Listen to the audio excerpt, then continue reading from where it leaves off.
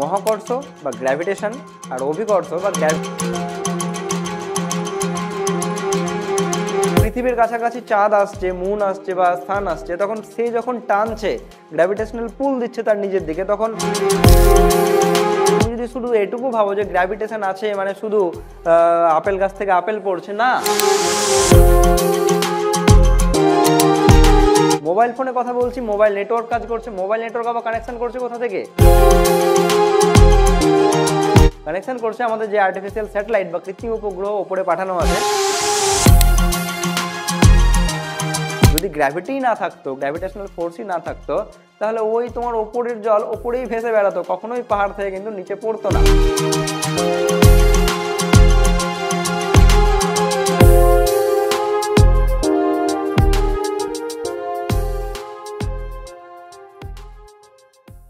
মহাকর্ষ চ্যাপ্টারে মহাকর্ষ বা গ্র্যাভিটেশন আর অভিকর্ষ বা গ্র্যাভিটি, এই দুটো টার্ম আমরা খুব সহজেই দেখে থাকি। তো এই দুটো টার্ম, এই যে মহাকর্ষ আর এই যে মানে অভিকর্ষ আর মহাকর্ষ, এই দুটোর মধ্যে পার্থক্য কোথায়? তাহলে পার্থক্যটা কিন্তু খুব সিম্পল।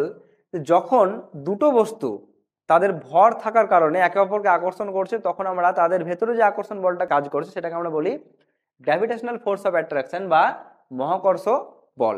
আর এই দুটো বস্তুর মধ্যে একটা বস্তু যদি আমাদের এই বিলাভড মাদার আর্থ হয়, দুটো বস্তুর মধ্যে একটা বস্তু যদি আমাদের এই পৃথিবী হয়, তখন এই পৃথিবী যখন অন্য কোনো একটা বস্তুকে অ্যাট্রাক্ট করছে, বোঝা গেল ব্যাপারটা? তাহলে দুটো বস্তু একে অপরকে আকর্ষণ করলে সেটা মহাকর্ষ, কিন্তু দুটো বস্তুর মধ্যে একটা বস্তু যখন আমাদের আর্থ, তখন তাদের মধ্যে এই যে আকর্ষণ বল কাজ করছে, সেইটাকে আমরা তখন বলবো অভিকর্ষ। অভি মানে হচ্ছে অভি নামের আর একটা মানে হচ্ছে পৃথিবী। তাহলে দুটো বস্তুর মধ্যে একটা বস্তু যখন আমাদের পৃথিবী, তখন এই দুটো বস্তুর মধ্যে যে আকর্ষণ বল কাজ করছে, সেই মহাকর্ষ মানে নামটাকে আমরা তখন জাস্ট একটু আলাদা একটা নাম দিয়ে ডাকি, সেটাও কিন্তু মহাকর্ষ, কিন্তু সেটাকে আমরা স্পেশাল ভাবে তখন বলি গ্র্যাভিটি বা অভিকর্ষ। তাহলে hello students, welcome back to Edufinity. আমি অভিজিৎ দাস। তোমাদের এই চ্যানেলে আমরা ওয়েস্ট বেঙ্গল বোর্ডকে টার্গেট করে ক্লাস 11 এবং 12-এর সেমিস্টার 1 এবং 2 সেমিস্টার ওয়াইজ আমরা ফিজিক্সের chapter wise back to back video এনে থাকি। তাহলে দেখো, আজকে আমরা মহাকর্ষ চ্যাপ্টার পড়ছিলাম। এর আগের একটা মহাকর্ষর পার্ট 1 আমাদের অলরেডি কমপ্লিটেড আছে। পার্ট 2 এ আমরা কি পড়বো? গ্র্যাভিটেশন আর গ্র্যাভিটির মধ্যে পার্থক্য। তাহলে বোঝা গেল, গ্র্যাভিটেশন হচ্ছে যখন যে কোনো নর্মাল একটা বস্তু আর এখানে আর একটা বস্তু, তাহলে M1 আর M2, M1 আর M2 এদের মধ্যে যেই মহাকর্ষ বল কাজ করছে, যে আকর্ষণ বল কাজ করছে, সেটাকে আমরা বলবো মহাকর্ষ বল বা গ্র্যাভিটেশনাল ফোর্স। আর এই দুটো বস্তু যদি একটা পৃথিবী হয়, যেমন পৃথিবী আমাকে টানছে, তাহলে একটা বস্তু পৃথিবী, একটা বস্তু আমি, তাহলে এই দুটো বস্তুর মধ্যে যেই যেই মহাকর্ষ বল এই দুটো বস্তুর মধ্যে কাজ করছে, সেই মহাকর্ষ বলটাকে আমরা মহাকর্ষ না বলে, যেহেতু পৃথিবী আমাদের পুরো ইউনিভার্সে একটাই আছে, তাই আমরা স্পেশাল একটা নাম দিয়েছি, যার নাম হলো অভিকর্ষ বা গ্র্যাভিটি। ক্লিয়ার ব্যাপারটা? এবার আমরা নেক্সট যে টপিকটা পড়বো সেটা হলো গ্র্যাভিটেশনাল ফিল্ড ইন্টেন্সিটি। এই জিনিসটা কি, তোমরা দেখবে এখন এবং ক্লাস 12-এ তোমরা টোটাল ক্লাস 11 এবং 12 নিয়ে তিনটে নন কন্ট্যাক্ট ফোর্স পড়বে। অর্থাৎ স্পর্শ ছাড়া ক্রিয়াশীল বল আমাদের এই পুরো ইউনিভার্সে মেনলি তিনটে। একটা কি? একটা হলো গ্র্যাভিটেশনাল ফোর্স অফ ইন্টারাকশন, একটা হচ্ছে ইলেকট্রোস্ট্যাটিক ইন্টারাকশন, আর একটা হচ্ছে ম্যাগনেটিক ইন্টারাকশন। তাহলে এই ম্যাগনেটিক ফোর্স, ইলেকট্রোস্ট্যাটিক ফোর্স আর এই গ্র্যাভিটেশনাল ফোর্স, এই তিনটে ফোর্স কিন্তু দুটো বস্তুর মধ্যে যখন কাজ করে, তখন তাদেরকে কন্ট্যাক্টে না থাকলে হয়, তারা স্পর্শ না মানে স্পর্শ ছাড়াই তারা কিন্তু একে অপরের উপর প্রভাব ফেলতে পারে, এই বলগুলো কাজ করতে পারে। তাই আমরা এদেরকে বলি নন কন্ট্যাক্ট ফোর্স বা স্পর্শ ছাড়া ক্রিয়াশীল বল। এটা তোমরা ওই 7-8-এ পড়ে এসেছো। তাহলে এই তিনটে ফোর্সের মধ্যে একটা ফোর্স কি? Gravitational force. তাহলে এই ধরনের ফোর্সগুলো আমরা যখন পাবো, তখন একটা ফেমাস টার্ম হচ্ছে ক্ষেত্র প্রাবল্য বা force field intensity. Force field intensity ব্যাপারটা কি? কোনো একটা বস্তু, যেমন আমরা এখানে মহাকর্ষ বল নিয়ে বলছি, তাহলে একটা বস্তু নিলাম, সেই বস্তুটা অন্য একটা বস্তুকে মহাকর্ষ বল দিয়ে টানছে। এবার ওই বস্তুটার জায়গায়, মানে কিরকম ব্যাপারটা, আমি একটা প্রাইমারি বস্তু নিলাম, এই বস্তুটা একটা প্রাইমারি বস্তু, মানে এই বস্তুটা এখানে আর মানে রাখা আছে, এখানে আমি একটা অন্য একটা ছোট বস্তু নিলাম, তাহলে এই বস্তুটা এই বস্তুর উপরে যে মহাকর্ষ বল দিচ্ছে, ক্লিয়ার, তার নাম আমি দিলাম এফ। এবার তুমি ভাবো, এই যে যেই পজিশনে, অর্থাৎ এই আর দূরত্বে আমি যেই বস্তুটাকে নিয়েছি, এই বস্তুটার মাস বা এই বস্তুটার ভর যদি এখন হয় 1, এই বস্তুটার মাস অর্থাৎ m ইকুয়াল টু যদি হয় 1, এটাকে আমরা কি বলি? এটাকে আমরা বলি টেস্ট মাস।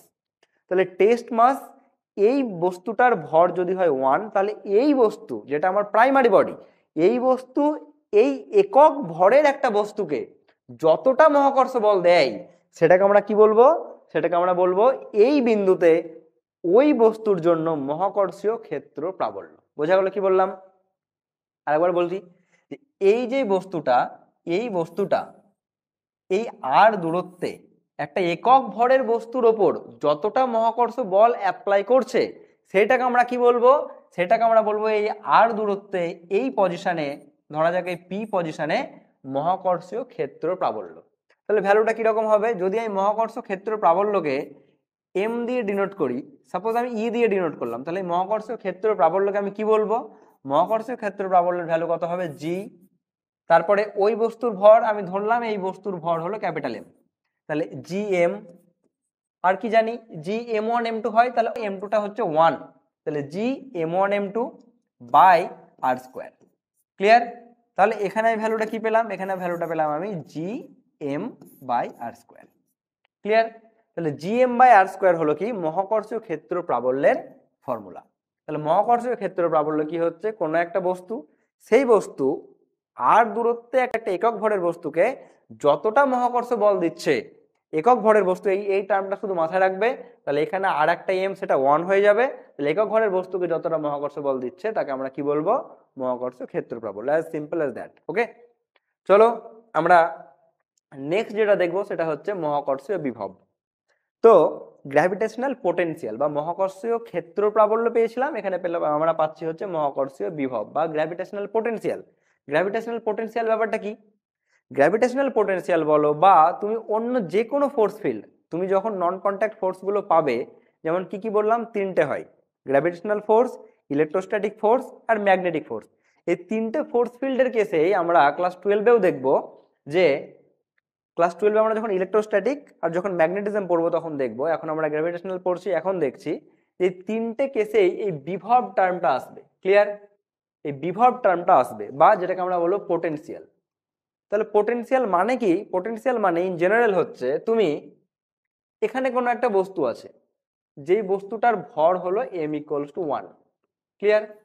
তাহলে এই এম ইকুয়ালস টু 1 মানে একক ভরের কোনো একটা বস্তুকে এই পৃথিবী তাহলে টানবে। পৃথিবী তো যে কোনো বস্তুকে টানছে, তাহলে একটা একক ভরের বস্তুকে যখন টানবে তখন এই বস্তুটাকে আমি ইনিশিয়ালি, মানে এই বস্তুটাকে শুরুতে আমি কোথায় রাখবো? এই বস্তুটাকে শুরুতে আমি রাখবো অ্যাট ইনফিনিটি, অসীমে। তাহলে অসীম থেকে এই একক ভরের বস্তুটাকে এই পৃথিবী টেনে ওর কাছে নিয়ে আসবে।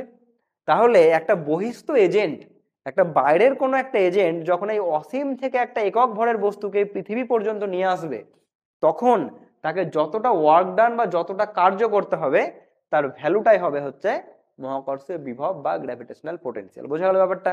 কি বললাম? একটা একক ভরের বস্তু, একটা একক ভরের বস্তুকে অসীম থেকে এই পৃথিবী পর্যন্ত নিয়ে আসতে গেলে একটা এক্সটার্নাল এজেন্ট বা একটা বহিস্থ এজেন্ট যতটা ওয়ার্ক ডান করে তার ভ্যালু হচ্ছে কত? তার ভ্যালু হচ্ছে মহাকর্ষীয় বিভব বা গ্র্যাভিটেশনাল পোটেনশিয়াল। এখানে পৃথিবী ছাড়া অন্য অবজেক্টও হতে পারে, অন্য কোনো একটা অবজেক্ট, সে এখানে অন্য কোনো একটা অবজেক্ট নিলাম, সেই অবজেক্টটা এখানে অন্য কোনো একটা অবজেক্ট নিলাম যেটা পৃথিবী না সাপোজ, তাহলে এই অবজেক্টটা এই অসীম থেকে, এই অবজেক্টটা অসীম থেকে আমি একটা একক ভরের বস্তুকে এই অবজেক্টটার কাছে নিয়ে আসছি। তাহলে আমাকে অর্থাৎ বহিস্থ একটা এজেন্টকে যতটা কৃতকার্য করতে হচ্ছে, যতটা ওয়ার্ক ডান করতে হচ্ছে, তার ভ্যালু হচ্ছে গ্র্যাভিটেশনাল পোটেনশিয়াল। তার ফর্মুলা কি করে পাবো? তো আমরা একটু আগেই পেলাম, এই যে একটু আগে কোথায় পেলাম? এই মহাকর্ষীয় ক্ষেত্র প্রাবল্যে পেলাম যে একটা একক ভরের বস্তুর ওপর এই এম ভরের একটা প্রাইমারি বস্তু কতটা ফোর্স দেবে? G M by R square. Clear? তাহলে তুমি এখানে কি পাবে? তুমি এখানে পাবে যে ফোর্স কতটা দিচ্ছে, ফোর্সের ভ্যালু হচ্ছে জি এম, যদি এই বস্তুটার ভর হয় এম। ক্লিয়ার? তাহলে G M by R square. G M by R square কখন? যখন এই বস্তুটা সাপোজ এরকম আর দূরত্বে রাখা আছে। ক্লিয়ার? যখন এই একক ভরের বস্তুটা সাপোজ এরকম আর দূরত্বে রাখা আছে, তখন এই বস্তুটার ওপর কতটা ফোর্স দিচ্ছে? G M by R square. এবার বহিস্থ এজেন্ট যদি তাকে এইরকম আরেকটু ছোট্ট ডিআর পরিমাণ নিয়ে আসে, ক্লিয়ার? তাহলে সেখানে ওয়ার্ক ডান কত হলো? তাহলে আমরা কি জানি? আমরা জানি ওয়ার্ক ডান ইকুয়ালস টু হয় এফ ডট আর, তাহলে এফ ডট ডিআর, ক্লিয়ার? তাহলে তুমি এখানে ভাবো এফ এর ভ্যালু বসাও, তাহলে এফ ইকুয়ালস টু কত হচ্ছে? F equals to G M by R square, G M by R square, আর তার সঙ্গে ডিআর, মাঝে অ্যাঙ্গেল কত? এফও কাজ করছে এইদিকে, তুমি ডিআর কেও নিয়ে আসছো এইদিকে, তাহলে কত হবে? Cos zero. তাহলে কস জিরো মানে 1। তাহলে তুমি একটা জিনিস ভাবো যে এইটুকু ক্ষুদ্র একটা ডিস্টেন্স ডিআর পরিমাণ আনতে এই ওয়ার্ক ডানকে আমি ধরলাম সাপোজ ডিডাব্লিউ, তাহলে এটার ভ্যালু কত হবে? এটার ভ্যালু হবে G M by R square, তার পাশে মাল্টিপ্লাই হয়ে থাকবে ডিআর, কারণ কস জিরোর ভ্যালু হচ্ছে 1।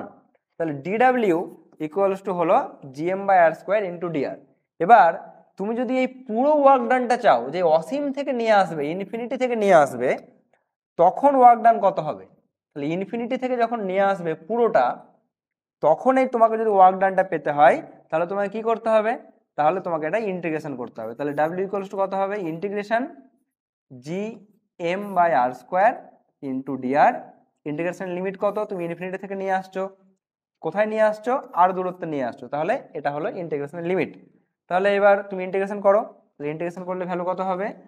জি এম, এগুলো কনস্ট্যান্ট বাইরে আসবে, তাহলে integration infinity to R dR by R square, clear? DR by R square integration কত হয় বলো? 1 বাই আর স্কোয়ার। তাহলে জি এম বাইরে আসবে, এর ইন্টিগ্রেশন হবে মাইনাস 1 বাই আর। ওকে, তার লিমিট কত বসবে? লিমিট বসবে ইনফিনিটি টু আর। তাহলে আলটিমেট অ্যান্সার কত হবে? তুমি যখন আপার লিমিট মাইনাস লোয়ার লিমিট করবে, তখন হবে এখানে মাইনাস 1 বাই আর। তাহলে ফাইনাল অ্যান্সার কত হলো? ফাইনাল অ্যান্সার হলো মাইনাস জিএম বাই আর। ওকে, তাহলে তুমি এই যে ওয়ার্ক ডান পেলে, যে ওয়ার্ক ডানকে কিনা আমরা কি বলবো? Gravitational potential. কেন? কারণ আমরা গ্র্যাভিটেশনাল পোটেনশিয়ালের ডেফিনেশন কি পেলাম? যে তুমি ইনফিনিটি থেকে কোনো একটা নির্দিষ্ট দূরত্বে একটা একক ভরের বস্তুকে নিয়ে আসবে। একক ভর বলে দেখো এখানে G M one M two, M টুকে আমরা 1 রেখেছি, তাই তো? একটা একক ভরের বস্তুকে ইনফিনিটি থেকে এই আর দূরত্বে নিয়ে আসতে গেলে তোমাকে ওয়ার্ক ডান টোটাল কত করতে হলো? ওয়ার্ক ডান করতে হলো minus G M by R, clear? তাহলে এটা হলো আমাদের required formula of gravitational potential, clear? Gravitational potential তুমি বুঝতেই পারছো, ওয়ার্ক ডান, তাহলে ওয়ার্ক ডান একটা স্কেলার রাশি, তাহলে গ্র্যাভিটেশনাল পোটেনশিয়াল সেটা হচ্ছে একটা স্কেলার রাশি, বোঝা গেল? তাহলে এটা ভেক্টর কিন্তু না, কিন্তু আমরা এই গ্র্যাভিটেশনাল পোটেনশিয়ালের যেই ভ্যালুটা পেয়েছিলাম সেটা কিন্তু অবশ্যই ভেক্টর। কেন? কারণ সরি, গ্র্যাভিটেশনাল পোটেনশিয়াল না, গ্র্যাভিটেশনাল ফিল্ড ইন্টেন্সিটি, এটা কিন্তু ভেক্টর।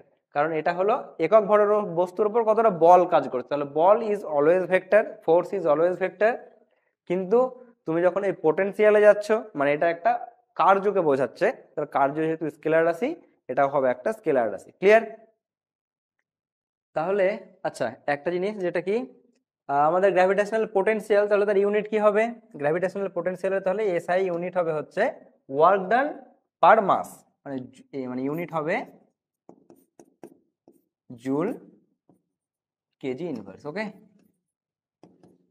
আর তোমার গ্র্যাভিটেশনাল ফিল্ড ইন্টেন্সিটি, তার ইউনিট কি হবে? ফোর্স পার মাস, মানে এর ইউনিট হবে নিউটন কেজি ইনভার্স। ওকে, তাহলে এই হলো। এবার আমরা নেক্সট যেটা পড়বো সেটা হচ্ছে significance of the gravitational force. তাহলে দেখো, আমরা অলরেডি ফার্স্ট ভিডিওতে পড়েছি যে আমাদের গ্র্যাভিটেশনাল ফোর্সের মোস্ট সিগনিফিকেন্ট পয়েন্ট হচ্ছে it holds the whole universe. Stability of the whole universe depends upon on the single word gravitation. যদি মহাকর্ষ না থাকে, মহাকর্ষ যদি 1 সেকেন্ডের জন্য পজ বা ভ্যানিশ হয়, তাহলে কিন্তু পুরো আমাদের ইউনিভার্সের যে স্টেবিলিটি সেটা কিন্তু কোল্যাপস করবে, ক্লিয়ার? তাহলে আমাদের পুরো ইউনিভার্স যদি তোমাকে বলে, আবারও বললাম, আমরা ফার্স্ট ভিডিওতেও পড়েছি, যদি তোমাকে বলে আমাদের পুরো ইউনিভার্স সৃষ্টি কে করেছে বা সৃষ্টি কিভাবে হয়েছে, তাহলে হয়তো সেখানে অনেক থিওরি রয়েছে। কিন্তু এখন যদি আমাদের এই পুরো ইউনিভার্সের চালিকা শক্তি বা পুরো ইউনিভার্সের রক্ষাকর্তাকে, তাহলে the answer will be gravitational force, clear? তাহলে এটা হলো। সেকেন্ড হচ্ছে ওশিয়ান টাইডস। এটা আমরা পড়েছি যে দেখো, ওশিয়ান মানে সমুদ্রে যেই ঢেউগুলো হয়, সেগুলো তার মানে কি? খুব সিম্পল, যে যখন পৃথিবীর কাছাকাছি চাঁদ আসছে, মুন আসছে বা সান আসছে, তখন সে যখন টানছে, গ্র্যাভিটেশনাল পুল দিচ্ছে তার নিজের দিকে, তখন আমাদের এই স্থলভাগ তো আর ওদিকে যেতে পারছে না, তাহলে জলভাগ যাচ্ছে, তাহলে জলভাগ তখন এরকম করে উঠে যাচ্ছে ওর দিকে। বোঝা গেল? তাহলে এটাই হচ্ছে আমাদের main reason, formation of the ocean tides. Clear? Next হচ্ছে অ্যাটমসফিয়ার। আমাদের এই যে আমাদের পৃথিবীতে আমরা বেঁচে আছি, তার জন্য কিন্তু রেসপন্সিবল হচ্ছে অ্যাটমসফিয়ার। তাহলে অ্যাটমসফিয়ারকে আবার কে ধরে রেখেছে? অ্যাটমসফিয়ার মানে যে আমাদের পুরো বায়ুমণ্ডল রয়েছে, একে কে ধরে রেখেছে? একে ধরে রেখেছে পৃথিবীর অ্যাটমসফিয়ার। পৃথিবী যেমন আমাকেও ধরে রেখেছে, আমি যেমন যদি লাফ মারি, আমি যদি মানে কোথাও একটা লাফ মারি, সেখান থেকে আবার পৃথিবী আমাকে নিজের দিকে মানে ঠিক টেনে নেবে। তেমন এই আশেপাশে যে বাতাস আছে তাদেরও তো ভর আছে, তাহলে পৃথিবীর গ্র্যাভিটি তাকে টানছে। তাহলে এই কারণে পুরো এয়ার কলাম যেটা রয়েছে বা পুরো বায়ুমণ্ডল অ্যাটমসফিয়ার, সেটাই কিন্তু ধরে রেখেছে গ্র্যাভিটি। ওকে, তারপরে তোমাকে একটা জিনিস মাথায় রাখতে হবে, তার মানে মেনলি হচ্ছে গ্র্যাভিটেশন ছাড়া আমরা কিন্তু কোথাও এক পা চলতে পারবো না। গ্র্যাভিটেশন, তুমি যদি শুধু এটুকু ভাবো যে গ্র্যাভিটেশন আছে মানে শুধু আপেল গাছ থেকে আপেল পড়ছে, না।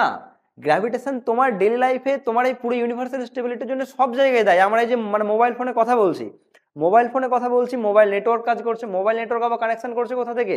কানেকশন করছে আমাদের যে আর্টিফিশিয়াল স্যাটেলাইট বা কৃত্রিম উপগ্রহ উপরে পাঠানো আছে, সেই কৃত্রিম উপগ্রহ থেকে সিগন্যাল পাচ্ছে। তাহলে সেই কৃত্রিম উপগ্রহকে আবার কে ধরে রেখেছে?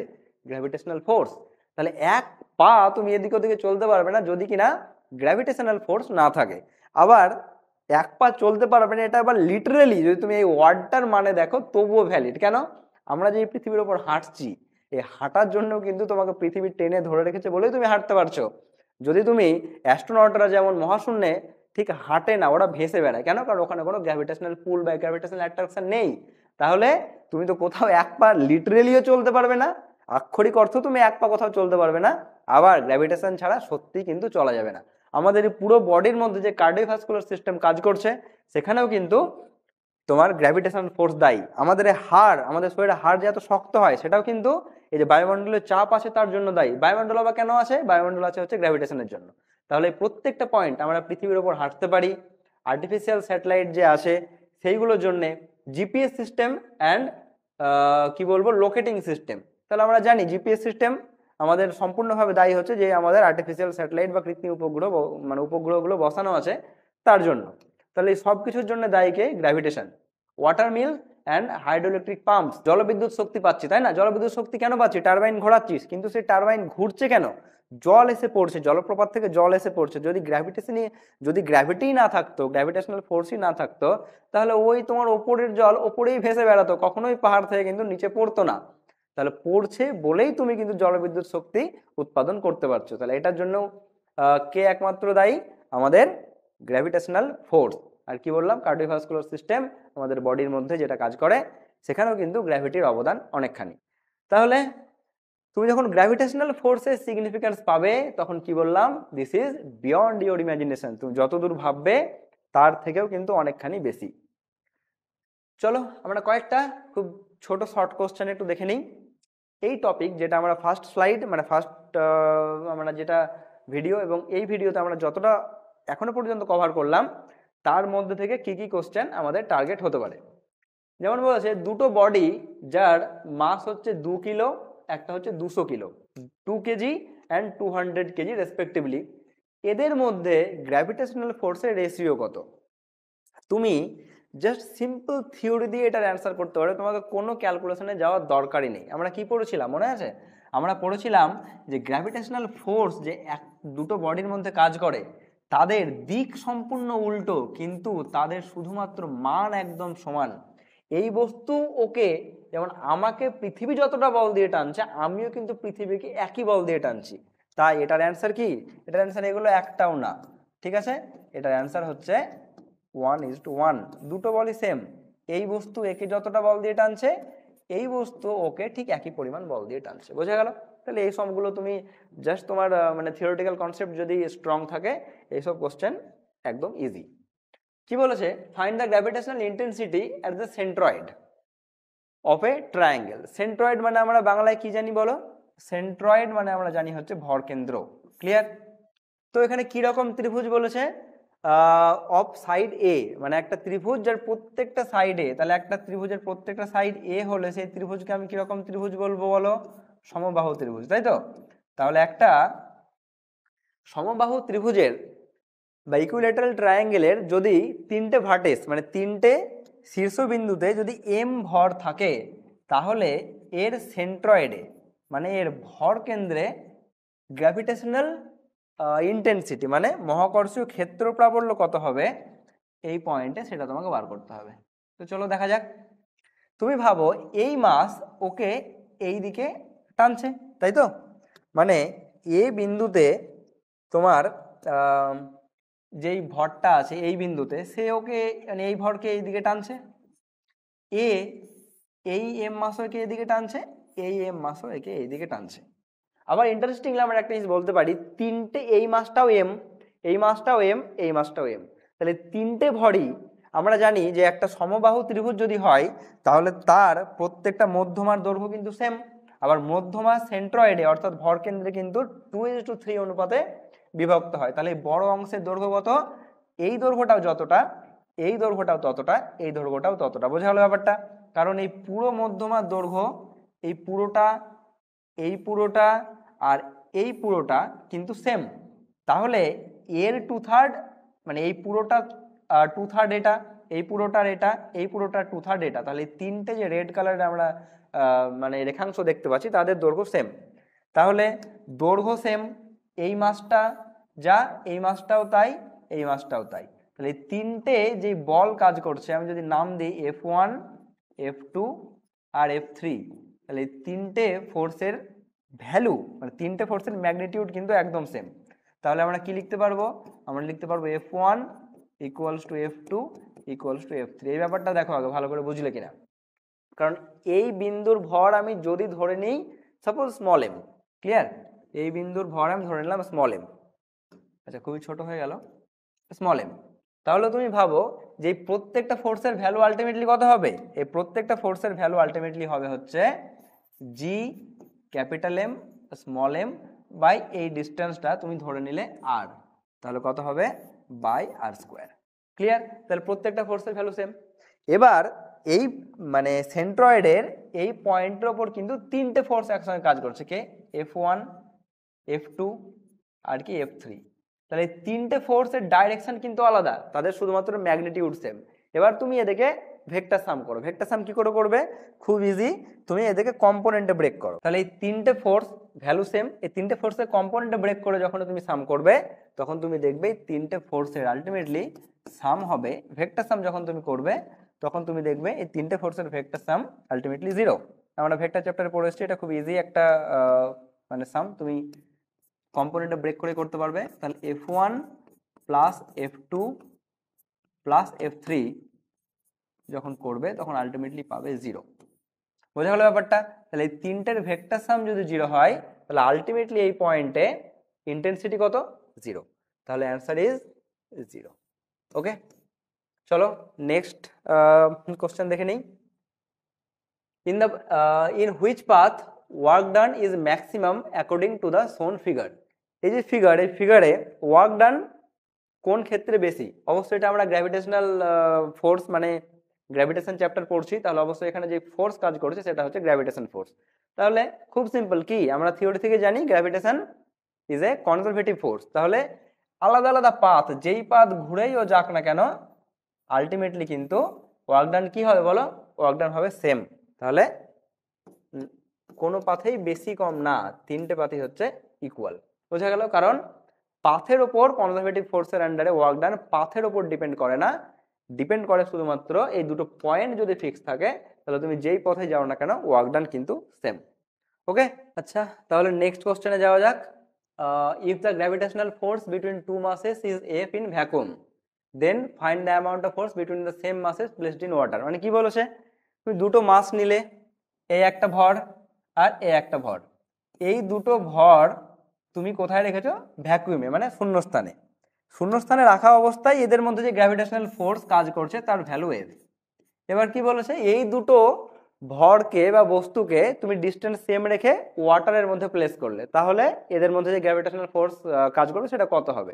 তো তোমরা জানো কত হবে, কারণ এটা একদমই মানে থিওরি বেসড কোশ্চেন যে গ্র্যাভিটেশনাল ফোর্স কিন্তু ইন্ডিপেন্ডেন্ট অফ দ্য মিডিয়াম, মাধ্যমের উপর ডিপেন্ড করে না। এই মাঝে তুমি শূন্যস্থান রাখো, বাতাস রাখো, লোহা রাখো, জল রাখো, যাই রাখো, gravitational force is always same.